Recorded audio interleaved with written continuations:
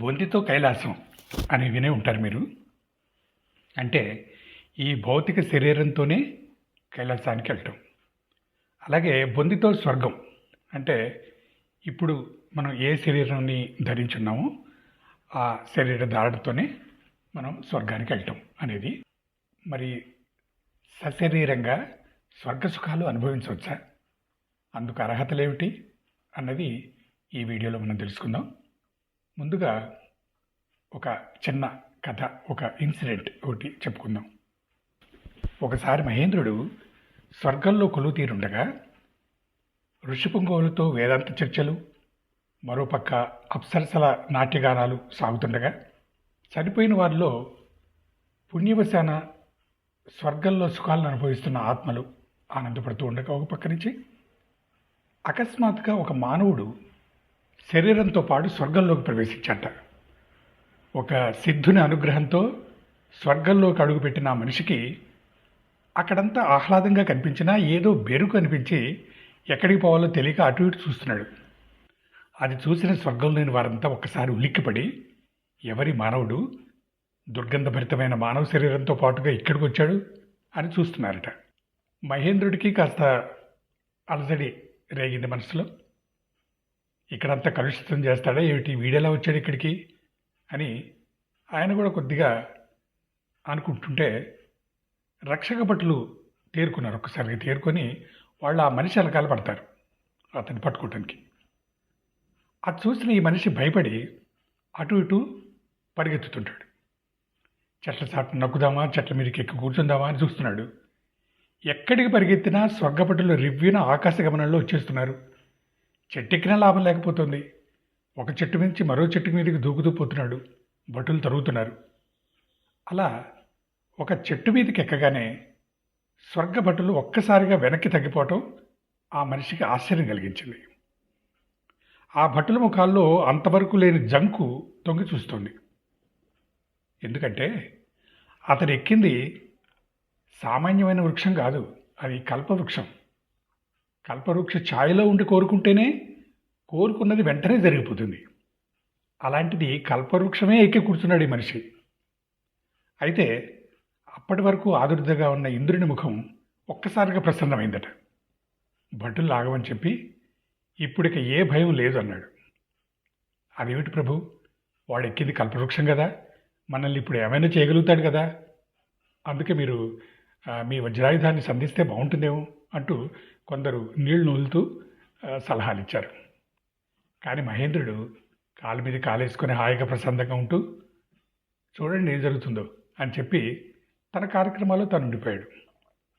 ఆ వచ్చిన అగంతకంలో అప్పటి వరకు ఉన్న భయం కాస్త తగ్గిపోయి ఎందుకలా అందరూ నన్ను వదిలేశారు ఒకసారిగా అనుకుంటూ అలాగే కూర్చున్నాడు. కానీ చెట్టు దిగే సాహసం చేయలేకపోయాడు. అలా కొంత సమయం గడిచేటప్పటికీ ఆకలి తప్పులు లేని స్వర్గవాసులంతా లంచ్ బ్రేక్, టీ బ్రేక్లు ఏమీ లేకుండా ఉండిపోయారు. కానీ మనవాడికి మాత్రం ఆకలి దంచేస్తుంది. భయం ఉన్నంతసేపు ఆకలి మీద జాసే లేదు, కానీ భయం తీరిపోగానే శారీరక అవసరాలు తెలిసి వస్తున్నాయి ఒక్కొక్కటి. మంచి ఆహారం దొరికితే బాగుండు అని అతను ఆలోచించగానే వెంటనే అతను కూర్చున్న కొమ్మ మీదకే బంగారు పళ్ళెల్లో ఆహార పదార్థాలు ప్రత్యక్షమయ్యాయి. ఆవురావురు అంటూ తిన్నాడు. మంచినీళ్ళు కావాలంటే అవి వచ్చేసాయి. బ్రేవ్ మంది తేన్పు కూడా వచ్చింది చివరిలో. ఇదంతా అక్కడ ఉన్న వాళ్ళకి చికాకుని తెప్పిస్తున్నాయి. కానీ మహేంద్రుడే అన్ని చూసుకుంటాడులే అని ఓపిక పట్టారు. భుక్తాయాసం తీర్చుకునేందుకు పాన్పు ఉంటే బాగుండు అనుకుంటూ ఉండగానే మంచి బెడ్ సిద్ధమైంది. దుస్తులు కూడా వేసుకొని పడుకునేందుకు అనుకూలమైనవి లభించాయి. ఆ దుస్తులు వేసుకొని హాయిగా పడుకొని చుట్టూ చూశాడు. ఎవరు లేరక్కడ. ఇతన్ని వెంటాడటం మానేయటమే కాదు, ఇతన్ని పట్టించుకోకుండా అక్కడి నుంచి అంతా వెళ్ళిపోయారు. అప్పటి వరకు అక్కడి దేవతా శరీరులు ఏమైనా చేస్తారేమో అని భయపడ్డవాడు చుట్టూ చూసి ఎవరూ లేకపోయేటప్పటికీ మరో రకమైన భయానికి తావిచ్చాడు. తానున్న చెట్టు చుట్టూ ఇంకా ఎన్నో దట్టమైన చెట్లు, పొదలు కనిపిస్తున్నాయి, కానీ జనసంచారం ఏమీ లేదు. ఈ నిర్మానుష్యంగా ఉన్న చోటికి పులిగాని రాదు కదా అనుకున్నాడు. అంతే, పులి వచ్చేసింది గాండ్రు అంటూ. అమ్మో, ఒంటరిగా ఉన్నాను, నన్ను తినేది కదా అనుకోగానే ఆ పులి అతని మీదకి దూకి అమాంతం అతన్ని నవిలి మింగేసి చప్పరించుకుంటూ మూదుడుచుకుంటూ వెళ్ళిపోయింది అక్కడి నుంచి. చూసారా, నేను చెప్పలే అన్నట్లు చూసిన మహేంద్రుడు అందరితో ఇలా అన్నాడు.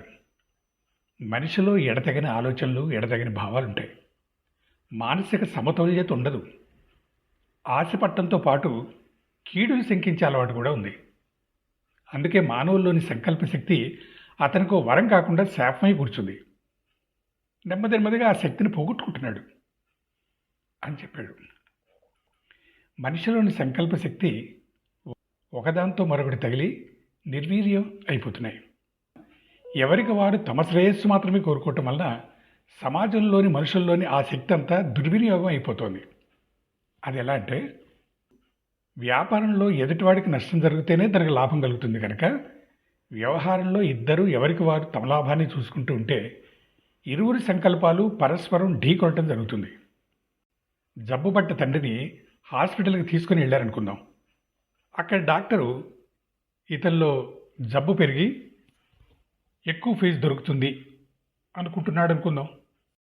రోగికేమో శారీరక బాధలు తగ్గటమే కాదు, బ్రతకాలని కూడా ఉంది. హాస్పిటల్లో చేర్చిన వారికి డబ్బు ఎక్కువ ఖర్చు కాకూడదని ఉంది. ఇక వారసులకు ఇతను పోతే వాళ్ళకి చేతికి వచ్చే ఆస్తులు త్వరగా వస్తాయి కదా అని ఉందనుకుంటే, ఈ సంకల్పాలన్నీ పరస్పర విరుద్ధమైనవిగా ఉంటే ఏది పనిచేస్తుంది? అందులో ఏది సరిగ్గా పనిచేయదు. అన్నీ నిర్వీర్యమై నీరసంగా పనిచేస్తాయి. భిన్నమైన ఆలోచనలు సమాజంలోని మనుషుల్లోనే కాదు, ఒకే మనిషిలోని ఆలోచనలు కూడా భిన్నంగా వస్తుంటే ఆ మనిషికి ఎటువంటి లాభం చేకూరుతుంది? అందుకే ఊగిసలాడే మానసం కలిగిన మనిషి తాను కోరుకున్నవి, తనకు అర్హత కలిగినవి కూడా పూర్తిగా పొందలేకపోతున్నాడు. దాన్ని సరిచేసుకోవాలంటే అందుకు మార్గం భావసాధన, జ్ఞానప్రాప్తి. దాంతోపాటు మానవులంతా కలిసి జీవిస్తున్నాం అని అందరితో మమకారం, మమ అంటే నా వాళ్ళు అన్నది మమకారం. అలాగే ప్రేమభావం కూడా పెరిగితే సంకల్ప సిద్ధి దానంతట అదే పెరుగుతుంది. అప్పుడు ఇక్కడే అన్నీ లభిస్తాయి కనుక మన చుట్టూ ఉన్న ప్రపంచమే స్వర్గమయం అవుతుంది కనుక మనం బొందితో స్వర్గానికి పోయినట్లే అవుతుంది. ఇంకా వివరంగా చెప్పిన చిటికలో మనసు నియంత్రణ అనే వీడియో, భావశక్తి, భావసాధన, భావాతీతం అనే వీడియోలను కూడా చూడండి.